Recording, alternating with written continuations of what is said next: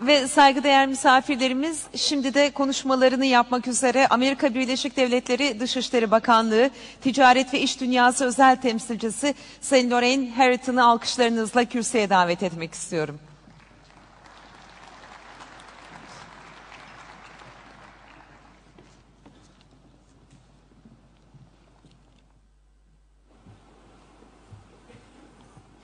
Good afternoon. Thank you very much, Rifat Bey, for that very inspiring speech. We are very impressed with everything that Turkey has been able to accomplish around entrepreneurship. Even from the last year when I was here visiting, there's been a lot of progress. And I also very much appreciate your words about the importance of women and youth in entrepreneurship, something that's very near and dear to my heart. So thank you for your commitment and for the Turkish government, for TOBB and TOBB, all that they have done to create this summit, to make it a success, and all that you're doing for entrepreneurship in Turkey. I am so proud to be representing Secretary Clinton and the State Department at the second Global Entrepreneurship Summit.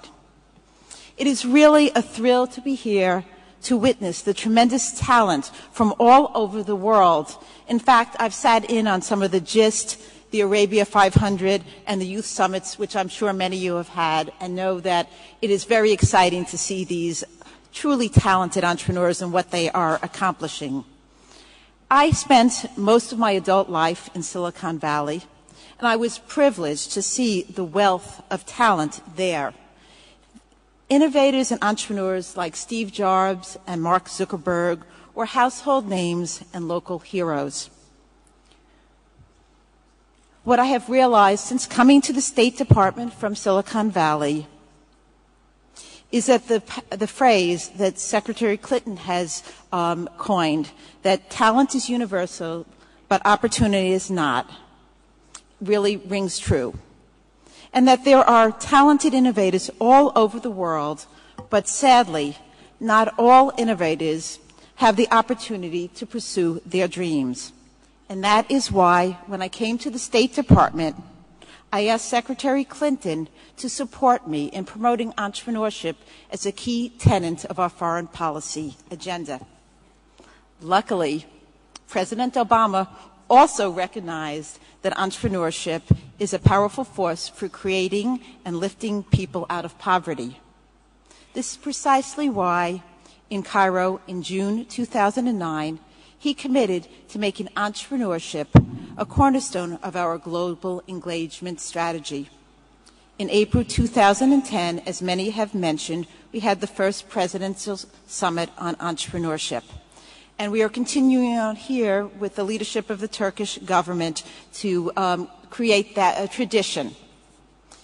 Going forward, I am proud to announce that the U.S. government has signed a memorandum of understanding with the Kauffman Foundation's Global Entrepreneurship Week program to make the Global Entrepreneurship Summit a cornerstone event, starting with the UAE in 2012.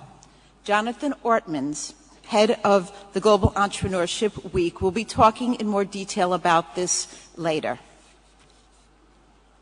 At the summit in 2010, Secretary Clinton launched a new State Department program called the Global Entrepreneurship Program, or GEP, whose mission is to actualize the lessons of the summit by developing entrepreneurial ecosystems in strategic countries to foster job creation and economic prosperity.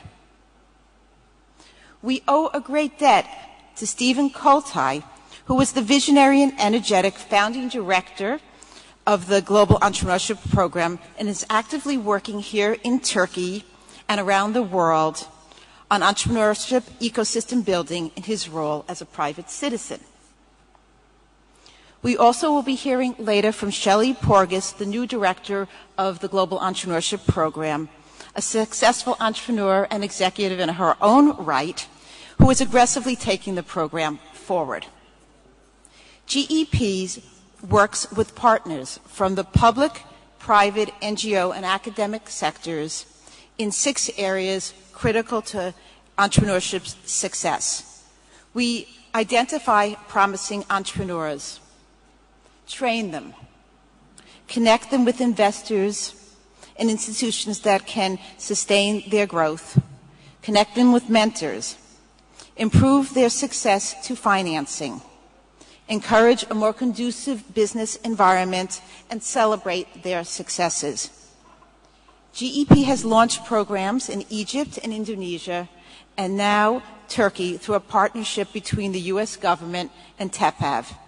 We want to thank TOBB's leadership, Rifat Bey, Gulvan Bey, and especially Usal Bey, GEP's Turkey's energetic director, for being great partners, and we are looking forward to working together with them in the future. And many of us are looking forward to working for Usal. That's an inside joke from a great dinner we had with TOBB last night. GEP Turkey's priorities include a delegation of visiting entrepreneurs and investors we plan to have for the spring, development of angel investment networks, development of entrepreneurial training and universities, evaluation of technoparks, incubators, and tech transfer systems as a vehicle for enhancing innovation, and development of entrepreneurial journalism. You can get more information about GEP and how you can work with them at the TOBB booth, or you all got a little brochure in your packets when you registered all about our program. GEP is expanding to the Maghreb as our next priority, and then we'll be launching around the world through our embassies. Key to the GEP's success is our network of over 125 partners around the world. Many GEP partners have been speakers and are participating in the conference, and we appreciate their support and now and ongoing. One of our most formidable partners here in Turkey and around the world is Endeavor. Today, we have the great privilege to have the visionary founder and CEO of Endeavor. And she is, you know, when I think about it, 1997, she started this. I don't know how she's old, maybe she was 25.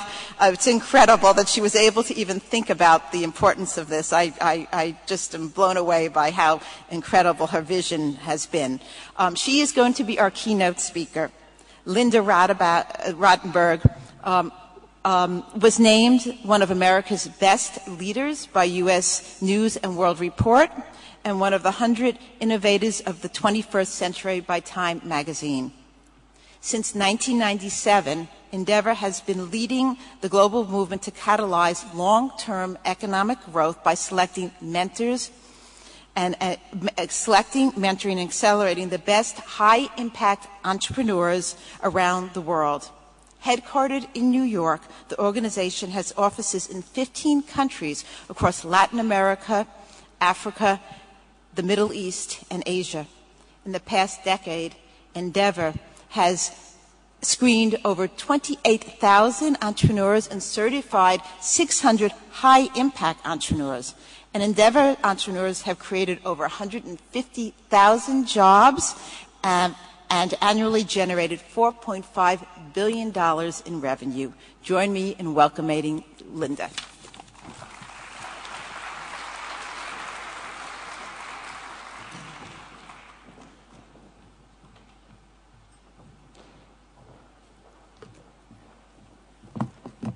Thank you, Lorraine, and thank you for taking a few years off of me. I just want to say how grateful we all are for the Global Entrepreneurship Program. I remember when Steve Koltai came to visit us at Endeavor with the idea, and now look. So I want to extend congratulations to Lorraine Hariton, Steve Koltai, and Shelley Porges. I'd also like to recognize Prime Minister Erdogan and Minister Babajan for hosting this summit and wish Prime Minister Erdogan a speedy recovery, and Vice President Biden for his active role. And a special thanks to the Turkish organizations heading the local effort, TOBB, led by Rifati Sarjikloğlu, TOBB, led by Güven Sak, GP Resident Fellow Usal Shabaz, and a very heartfelt thank you to Didem Altop and the Endeavor Turkey team. So, I want to spend today breaking down 10 myths of entrepreneurship. In particular, I want to focus on some commonplace views of how entrepreneurship is taking hold in this region. But first, let me begin with the stories of two companies. The first company, let's call it Company A, was started by a serial entrepreneur who had dropped out of college his freshman year and founded a mobile game studio, a game portal, and a video sharing site, all of which had successful exits. After stints as a consultant and investor, this entrepreneur recruited his friend with degrees from Cornell and Yale to leave his high-paying banking job to launch a startup to make sophisticated online games. They secured $19 million in venture capital, now have millions of users, offices in multiple countries, and are buying out other gaming studios. The second company, let's call it Company B, was also started by two gamers. One, a college dropout, the other, a reluctant entrepreneur who had to be coerced to leave a stable job. Being an entrepreneur didn't seem like a good profession. This pair was turned down by multiple investors. So one sold his van, the other parted with his calculator and $250 in order to launch Company B. They eventually secured $250,000, and after a few bumps in the road, turned out to be very successful with multiple product lines and many millions of customers. One of these two companies was founded in the US, the other in Turkey.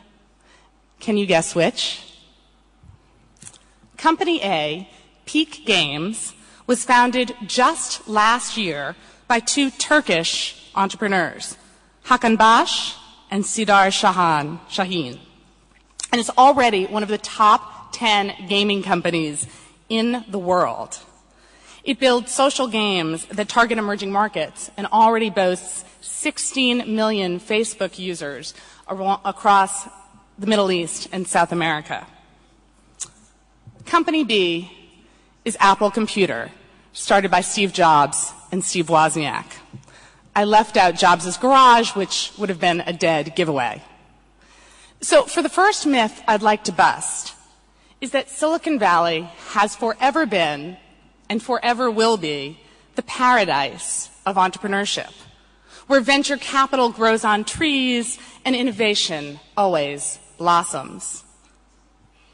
As the Apple story shows, superstar entrepreneurs and VCs are a fairly recent cultural phenomenon, even in the US.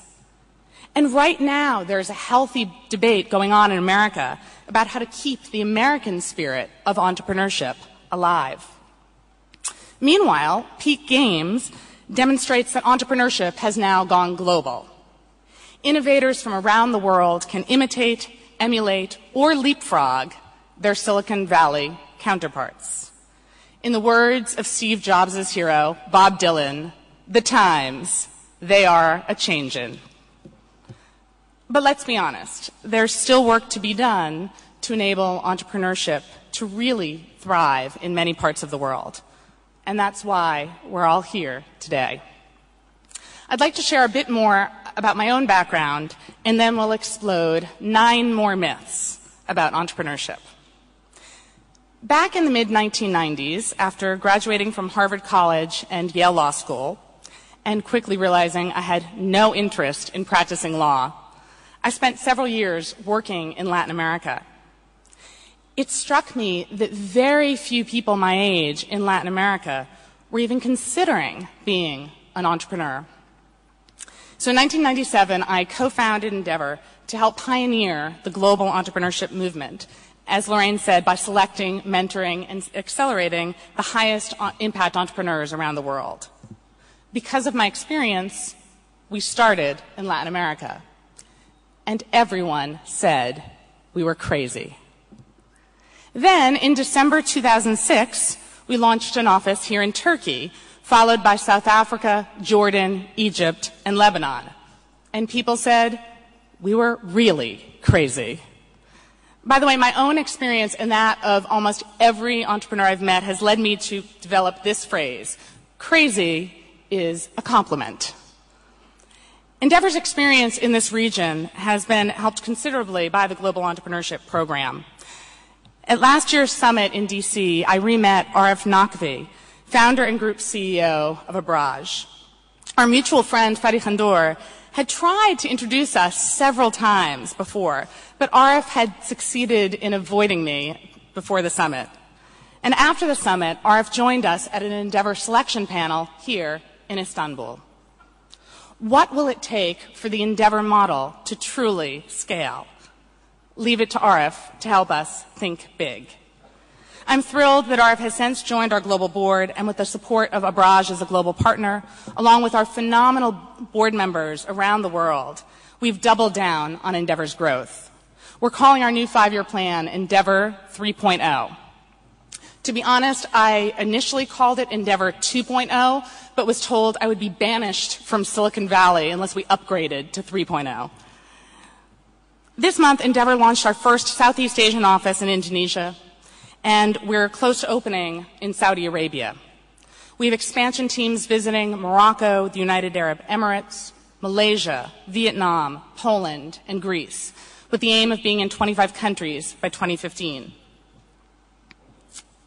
By 2015, Endeavor will be supporting over 1,000 entrepreneurs, generating nearly 500,000 jobs. And our long-term goal is that Endeavor entrepreneurs will be responsible for at least 1% of GDP in their respective countries. In one of our Latin American countries, we've already achieved that goal. And I hope one of our Middle Eastern countries will be next. So that takes us to myth number 2, that entrepreneurship in emerging markets will produce copycats, the Google of country X, the eBay of country Y, but not radical new innovation. I'd like to share a few examples of Endeavor entrepreneurs from Turkey and the region to challenge this myth. One of the first entrepreneurs we found in Istanbul was Bülent Çelebi, a successful engineer and entrepreneur in Silicon Valley who returned here to launch a startup. Now, it's common these days for Indian entrepreneurs to leave California and go back to Bombay. But it was practically unheard of 5 or 6 years ago for a Turkish engineer to say, I'm going back to Istanbul. But that's what Bülent did, despite, of course, being called crazy. His company, Hariton, makes products to wirelessly connect different digital devices. For instance, your laptop to your phone to your TV. With over 4 million customers in Turkey, they've expanded throughout Europe and Russia, and are racking up all the major industry awards. Another Turkish startup, PR Works, led by Bashar Akbanar and Bahadir Kuru, optimizes wireless networks. Now, anyone who's spent time in New York City, where I live, knows that it's practically impossible to get a signal in Midtown Manhattan. But PI Works entrepreneurs have found a solution, and so they've just closed a deal with AT&T and launched an office in the United States. And I know many of you were upstairs playing NASCAR driver in the Speed City car founded by Ali and Ahmet Özgün. Admit it. This type of technological innovation is not just happening in Turkey. We're seeing visionaries like Jordan's Imad Malhouse, whose company IrisGuard developed eye recognition software that's being used to protect border controls throughout the Middle East and the United States. Let me stress, local sheriff's offices in the United States are using iris recognition software produced in Jordan to secure their borders. Myth number 3. There are no female entrepreneurs with high-growth companies coming out of this region. We've met a number of incredible high-impact entrepreneurs who are women. From Lebanon's Nada Debs, whose gorgeous and high-margin furniture blends Eastern and Western influences, to Egypt's Hind and Nadia Wassef, whose bookstore chain, Diwan, now runs 10 stores across Cairo. One of my favorites is Bedriye Julia, who created Turkey's first chain of women-only gyms, BeFit. And apparently Vice President Biden has checked these out as well. A year ago, I saw Bedriye at the celebration of entrepreneurship, and I said, "Congratulations, I heard you have 40 gyms up and running." 40? She replied. Try 120. Today, that's 195 gyms employing 400 women, with an additional 200 women having become franchisees. Now, what all these people have in common is that they're not just entrepreneurs. They're high-impact entrepreneurs, innovators who have outsized impact on their economies, creating jobs, generating wealth, and inspiring others. When we talk about entrepreneurs changing economies, we have to be clear. So at the risk of stoking some controversy, I'm going to take on a few of the more popular myths. Myth number 4. Everyone is or can be an entrepreneur. There's suddenly a lot of talk about millions upon millions of entrepreneurs emerging around the world. But not everyone is cut out to be an entrepreneur. Many people make better managers, and that's actually a good thing, because while we tend to glamorize founders, solid management teams are often just as important. Myth number 5. All entrepreneurs are the same, therefore they all need the same type of supports and will achieve the same results. Of those brave souls who do become entrepreneurs, many are running small lifestyle businesses, which support their own livelihoods and create some jobs. These businesses are both necessary and important, but they shouldn't be expected to grow beyond their capabilities. Not everyone wants to go big. This year, Endeavor Center for High Impact Entrepreneurship collaborated with the World Economic Forum and Stanford University on a report that surveyed 380,000 companies across 10 countries. We found that the top 5% of entrepreneurial businesses contribute 72% of total revenue and 67% of the jobs. Not all entrepreneurs are created equal. It's a select few that move the needle. Myth number 6. The same companies that create lots of wealth also create lots of jobs. At Endeavor, we actually find there's often a trade-off. On the one hand, there's internet companies that grow fast, go viral, exit, and inspire an entrepreneurial culture. But these companies don't tend to create a lot of jobs. Just look at the impact of Twitter. Twitter has certainly gone viral and disrupted multiple industries. It's also created just 400 jobs. On the other hand, there are many businesses that are huge job creators, but aren't likely to produce huge investor returns. We've seen entrepreneurs from Mexico to Brazil to South Africa to Egypt to Turkey running companies in the food industry, business supply chain, and other, quote, non-sexy industries that employ thousands. Often, these are family-owned businesses, and they require different types of support and mentorship. That's why at Endeavor we take what we call a portfolio approach, betting on innovators in a variety of stages and industries. As we talk about spreading and promoting entrepreneurship, we need to be especially careful about whom we're targeting and what we're trying to achieve. Myth number 7. High-impact entrepreneurs are already on the path to success and therefore don't need our help. This one's my personal pet peeve. At every Endeavor selection panel, this always comes up, that the most promising entrepreneurs are beyond the need for help. These entrepreneurs, I would argue, actually need the most capital and most intensive mentoring and accelerating. because they really can grow fast and affect the overall economy. One of the reasons I'm personally so passionate about high-impact entrepreneurs is that their impact extends well beyond their companies. There's a real multiplier effect. That leads us to myth number 8, that entrepreneurs who exit are somehow giving up on the cause. I often hear people dismiss an entrepreneur on the brink of an exit by saying, he'll just take the money and run. But very few entrepreneurs I've met enjoy much time sitting on the beach. They more often go on to inspire, mentor, and invest in the next generation. Our research shows that high-impact entrepreneurs are 4 times more likely to inspire other entrepreneurs and 8 times more likely to mentor and invest in them.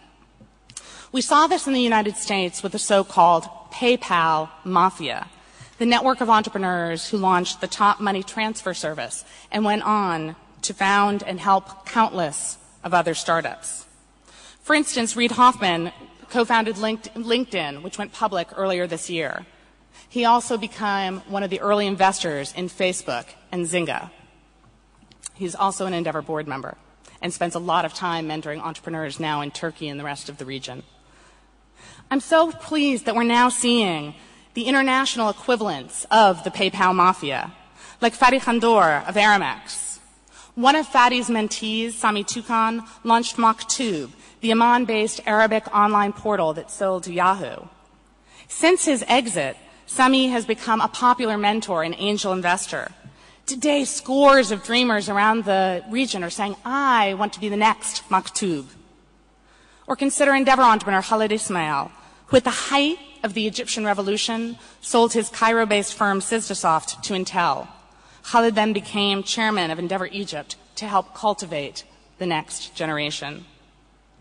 Exits are not the final passageway for big dreamers. They're just another door to the next big dream. And it takes only a few of these stories going viral for a new way of thinking, a new culture of innovation and risk-taking and investment to take root. Myth number 9, entrepreneurship is a solo sport. No matter how big an entrepreneur dreams, he or she can't succeed alone. To borrow a phrase from Secretary of State Hillary Clinton, it takes a village. Last week, Omar Kudsi, an entrepreneur in Jordan who runs Jiran, the largest customer review site in the Middle East, wrote on the popular blog TechCrunch about coming to Silicon Valley last summer for the Entrepreneurs Summit that Endeavor hosted. He describes a conversation with the immigration officer in San Francisco. What do you do for a living? I work at a startup. How long have you been at your current job? 5 years. 5 years, and you call yourself a startup? This from the immigrations officer. Omar makes the point that in Silicon Valley, the ease of scaling a business is taken for granted. But in emerging markets, the lack of a well-developed ecosystem, funding, mentoring, risk culture, talent, puts the burden tenfold on the entrepreneur. Foreign entrepreneurs, Omar says, have to do 10 times the lifting of an American startup for a longer period of time. I like to think we're all here at the summit to help find ways we can ease the heavy lifting. Let me end with one announcement and one final myth. First, the announcement. Recently, we realized that Endeavor supports dozens of top-flight entrepreneurs looking to raise at least $10 million apiece. We looked around and said, is there any way that Endeavor can help foster some of these deals? 2 weeks ago, we launched Endeavor Catalyst. Catalyst is a high-impact philanthropic vehicle that uses donated capital to allow us to co-invest in our entrepreneurs. This is donated capital, so the proceeds will go to help sustain Endeavor's operations and also back into Catalyst so it will become an evergreen program. We're currently in the process of raising up to $50 million and have already closed our first 3 deals. With Catalyst, we're offering to co-invest up to 10% of any qualifying venture round, following the same terms as lead investors. We'll remain neutral, but we hope this Catalyst commitment will encourage more investors to take bets on growing companies. Now, my final thought. I just finished reading Walter Isaacson's biography of Steve Jobs and was struck by a quote at the end by Jobs himself. Jobs says the best entrepreneurs build companies that, quote, will stand for something a generation or 2 from now. He cites Walt Disney, Hewlett and Packard, and the founders of Intel. They created a company to last, not just to make money, Jobs said. That's what I want Apple to be. To me, this really describes the new breed of entrepreneurs we're seeing in Turkey and across the Middle East. These innovators aren't out to get rich quick. They're out to change the world. But they need our help and support. And that brings me to myth number 10, that this will happen on its own. It will not. When Steve Jobs died recently, I was in the Middle East, and I heard this conversation among young people. Who knew that he was just like us? His father was Syrian. Yes, but good thing he didn't live in the Middle East, or Apple wouldn't exist. That's when I knew that our work is not done. Let's ease the heavy lifting.